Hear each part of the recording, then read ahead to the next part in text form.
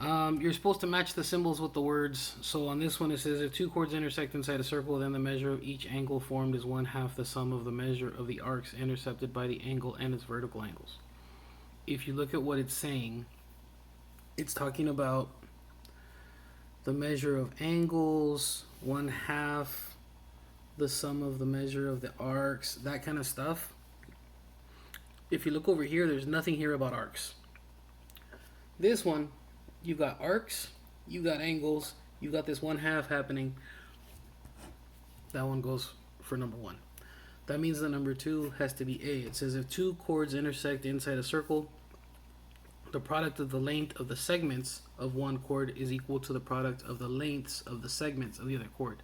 So product is this multiplying, and then it's only talking about segments. So EA, EB, that's the distance. Those are like the lengths of the segments.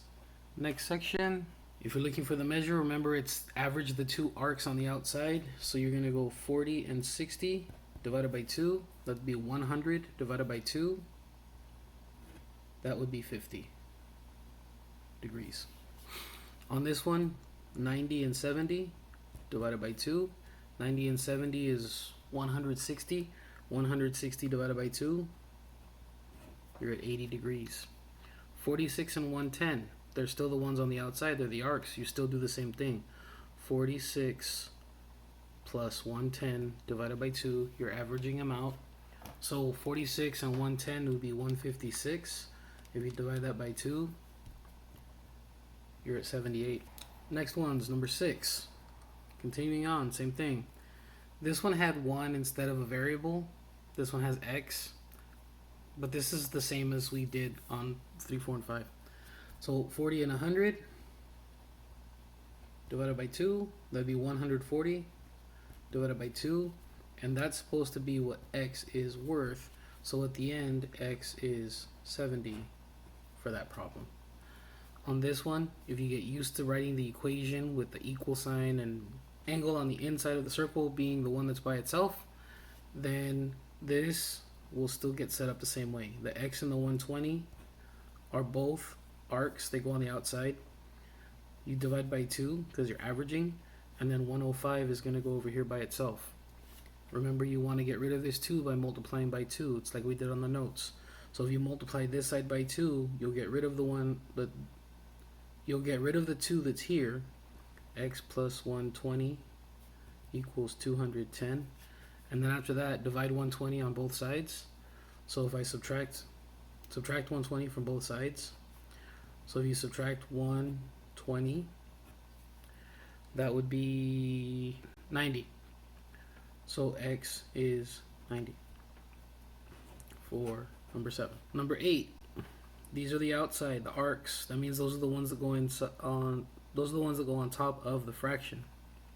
So the x and the 80 go right here. 85 goes right there.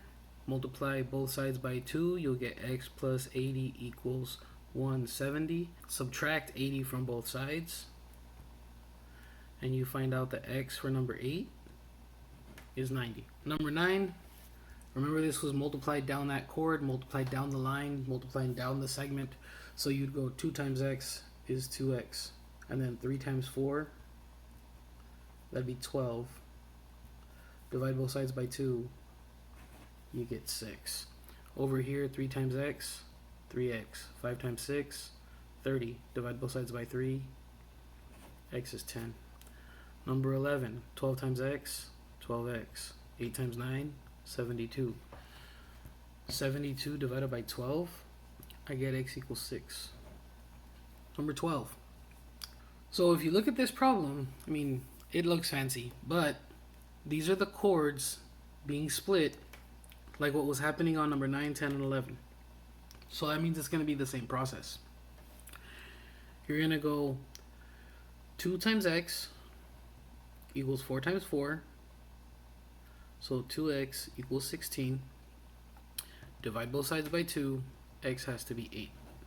So this question said solve for x, the distance from the shaded portion to the edge of the cake. From the shaded portion to the edge of the cake. So you found your answer. It would be 8, and we're talking inches.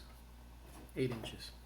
First one, if two chords intersect inside a circle, then the measure of each angle formed is 1/2 of the blank of the measures. That's going to be the sum. Because if you remember the formula, we added the two angles and divided by 2. That was getting the average. The next part, if two chords intersect inside a circle, then the blank of the lengths of the segment of one chord is equal to the blank of the lengths of the segment of the other chords. If you remember, it was multiplying down the lines, so that's going to be product.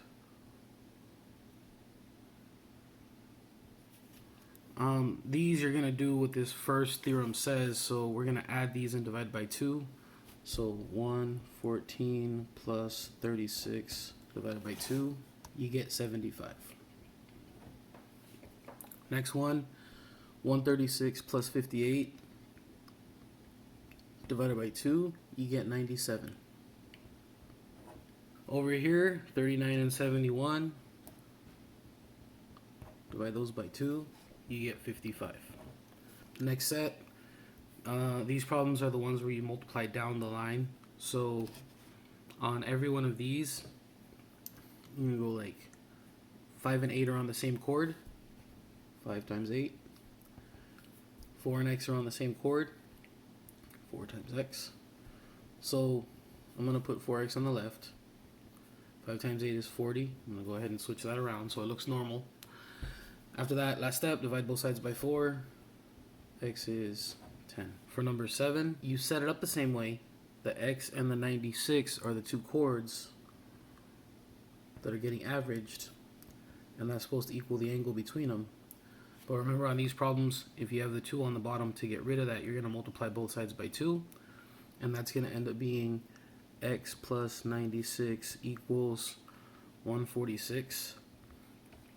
Then you're going to subtract 96 from both sides, and you get 50 for number 7. Number 8, same as number 7, the 46 and the x, those are the two chords. Put those on top. 66 is the angle between them. Put that by itself. Multiply both sides by 2. 132. And subtract 46 from both sides. You get 86. Number 9. 6 times x. 12 times 5. Divide both sides by 6. Number 10, 3 times x. 4 times 9. Divide both sides by 3. Number 11, add these two chords together. Divided by 2. And that's supposed to equal the angle in between, which wouldn't be the x. So I'm going to put y here, just so that I know that it's not my answer. So the 70 that I get out of here ends up being the angle next to the one that I want. So if that one's 70 and these make a straight line segment, then that means that I can subtract 180 minus 70. And if I do that, I find out my x is 110. On this last section, it says, find x, the length of AE, the shorter part of the walkway AC. So, kind of hard to see this, but if I redraw it, just so I can see the information easier, I'll see that this segment from D to E ended up being 8. From E to B was 12. From A to E